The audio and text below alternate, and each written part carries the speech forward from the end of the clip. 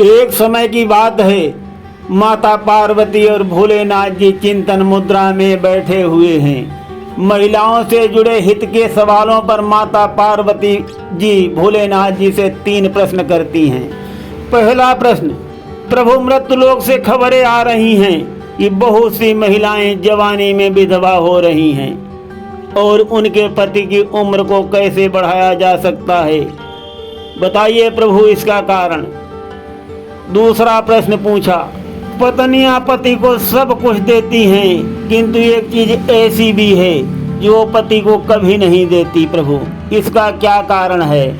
और नंबर 3, हम देवियों के अलावा भी कोई ऐसी स्त्री मृत्युलोक पर हुई है जिसने अपने पति के प्राणों की रक्षा अपने सतबल से की हो। भगवान भोलेनाथ जी बोले कि हे देवी, तुमने बहुत अच्छे प्रश्न किए, तो अब तुमको बिंदुवार में प्रश्नों का उत्तर देता हूँ, ध्यान लगा करके सुनिए। तो साथियों, माता पार्वती को भोलेनाथ जी क्या बताते हैं, आप भी ध्यान लगा करके सुनना। भोलेनाथ जी कहते हैं कि आजकल पत्नियां जो हैं अपने पतियों को नाम लेकर के बुलाती हैं, इस कारण पतियों की उम्र जो है वो कम हो रही है। ऐसे तो और भी कारण होते हैं जिसके कारण ये दुख का फल उनको भुगतना पड़ता है, किंतु अगर वो पतियों का नाम लेकर न बुलाएं तो बहुत सी राहत उनको मिल सकती है। और दूसरे प्रश्न का उत्तर ये है कि पत्नी पति को सब कुछ देती है, लेकिन कभी उसकी चिता को मुखाग्नि नहीं देती, कभी उसकी अर्थी को कंधा नहीं देती, ये पत्नी पति को कभी नहीं देती है। भोलेनाथ जी के मुख से ऐसे वचन सुन करके माता पार्वती बहुत खुश हो जाती हैं और कहती हैं कि हे प्रभु, जैसे आपने मेरे 2 प्रश्नों का उत्तर दिया, ऐसे ही उदाहरण सहित हमारे तीसरे प्रश्न का भी उत्तर हमको समझाओ प्रभु। भगवान भोलेनाथ जी माता पार्वती से कहते हैं कि हाँ, मैं देवियों की नहीं, मैं बहुत साधारण मनुष्य की पत्नी पतिव्रता का हाल बताता हूँ। एक राजा थे, उनके एक नौकर था, उसकी पत्नी जो थी वो पतिव्रता थी, और वो राजा का नौकर जहाँ कहीं बैठता तो अपनी पत्नी की बहुत तारीफ करता था। तो लोगों को सुन करके जलन होती थी।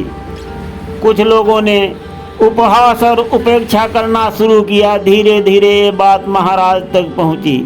तो महाराज का एक मंत्री बोला कि क्या है इसकी पत्नी पतिव्रता, मैं उसका पतिव्रत एक दिन में खंडित कर सकता हूँ।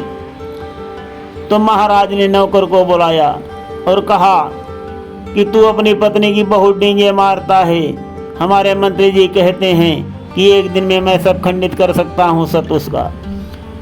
तो नौकर बोला कि महाराज ऐसा नहीं हो सकता, मेरी पत्नी का सतबल कोई खंडित नहीं कर सकता। राजा का मंत्री बोला महाराज अगर ऐसी बात है तो ये नौकर शर्त लगा ले, अगर मैं इसकी पत्नी का सत खंडित न कर दूं तो मुझे आप फांसी चढ़ा देना, अन्यथा अगर मैंने खंडित कर दिया तो इसको फांसी चढ़ा देना। नौकर बहुत गर्व से तैयार हो जाता है कि मुझे शर्त मंजूर है महाराज, अगर ये हमारी पत्नी का सत खंडित कर देंगे तो हमको फांसी पर आप चढ़ा देना। और शर्त पूरी होने का समय भी 15 दिन के लिए दिया गया। मंत्री जी अपने लाव लश्कर के साथ उसके घर के समीप डेरा डाल देते हैं और प्रयास करते हैं। ये मंत्री जी की दाल नहीं गलती है और सभी प्रयास असफल हो जाते हैं। और अब मंत्री जी को चिंता होने लगी है कि मैं शर्त हार जाऊंगा और मुझे फांसी पर चढ़ना पड़ेगा।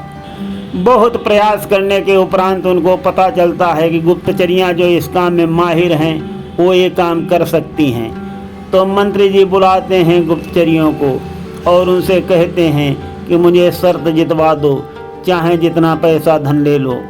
तो गुप्तचरियां कहती हैं कि सती बल के आगे सारी शक्ति फेल हो जाती है, तो सतबल खंडित करना असंभव है, किंतु मैं ऐसा कुछ कार्य कर सकती हूँ जिससे लगे कि तुमने सती का सत खंडित कर दिया और तुम बाजी जीत गए हो। तो मंत्री जी को समझा देती हैं गुप्तचरियाँ कि किस हिसाब से हम आपको कुछ ऐसे सबूत दे देंगे जो महाराज के सामने आप प्रस्तुत करके बता सकते हो कि शर्त मैंने जीत ली है। तो मंत्री जी कहते हैं कि ऐसे ही कुछ कर दो जो कम से कम मेरी जान बच जाए। यहाँ जो सती का आदमी है वो राजा साहब की नज़रबंद है और गुप्तचरी बुआ बन करके उसके घर में जाती है और कहती है कि बहू, मैं तुम्हारे पति की बुआ हूँ बुआ, पहली बार आई हूँ इसीलिए तुम मुझे पहचान नहीं रहे हो। तो बुआ समझ करके पत्नी बहुत स्वागत सत्कार करती है, बहुत स्वागत सत्कार होता है उसका। यहाँ सती बुआ समझ के उसका स्वागत सत्कार कर रही है और वो गुप्तचरी हाल भी लेती जा रही है अपने हिसाब से। तो शाम हो जाती है तो खाना ना खा पी करके सब लेट जाते हैं। तो गुप्तचरी धीरे धीरे सब हाल पूछती है उससे और सुबह जब होती है तब सती जब नहाने जाती है तो अचानक पहुंच जाती है और पीठ सहलाने लगती है। कहती बेटी, ये मेरा नियम है, मैं भी अपने घर में बहू को नहलाती हूँ। सती बहुत मना करती है किंतु वो प्यार में नहीं मानती है और अपनी चोर नज़रों से सती के अंगों को देखती है और गुप्तांग की जंघा में एक वो दाग देख लेती है जो तिल का दाग था। बस वो समझ लेती है कि चलो अब तो मेरा काम बन गया और बाहर आती है। जो शादी में कपड़े पहनते हैं उसको पटुका बोलते हैं। वो पटुका का पता उसने रात में ही लगा लिया था और उसी पटके को धीरे से निकाल लेती है और वहाँ से चली आती है और आकर के मंत्री जी को कह देती है कि लीजिए, मैं तुम्हारे लिए सबूत लेकर आई हूँ। ये उसकी शादी का पटुका है और उसकी पत्नी के बाएं जंघा में तिल का निशान है और ये तुम्हें अपनी सच्चाई पेश करने के लिए काफ़ी है। मंत्री जी बहुत खुश हो जाते हैं और राज दरबार में आ जाते हैं और राजा साहब कहते हैं कि महाराज, ये लीजिए, मैंने उसके घर में 2 दिन वास किया है और मैंने शर्त जीत ली है। तो महाराज नौकर को बुलाते हैं और कहते हैं कि मंत्री जी जो बता रहे हैं क्या वो सच है? सबूत दिखाते हुए कहा कि मंत्री जी ने तुम्हारी पत्नी का धर्म खंडित कर दिया है। ये तुम्हारी शादी का पटुका रहा और तुम्हारी पत्नी के बाएं जंघा में तिल का निशान बता रहे हैं। क्या ये बात सच है? तो नौकर था वो सन्न रह गया और कहा कि हाँ महाराज, ये बात सच है। वास्तव में मंत्री जी ने हमारी पत्नी का सत जो है खंडित कर दिया है और मैं शर्त हार गया हूँ। राजा साहब ने कहा, शर्त हार गए तो शर्त की शर्त मालूम है फांसी? तो वो बोला कि हाँ महाराज, मुझे भली तरह मालूम है, चढ़ा दो मुझे फांसी पर। तो राजा साहब 15 दिन का समय देते हैं और जेल में डलवा देते हैं। तो नौकर कहता है कि महाराज, क्या मैं एक बार अपनी पत्नी से मिल सकता हूँ? तो राजा साहब मोहलत दे देते हैं कि जाओ तुरंत मिल कर के आओ और बाद में कारावास में रहोगे। तो नौकर जाता है और अपनी पत्नी से कहता है कि मुझे भरोसा नहीं था कि तुम मेरा विश्वास तोड़ दोगी।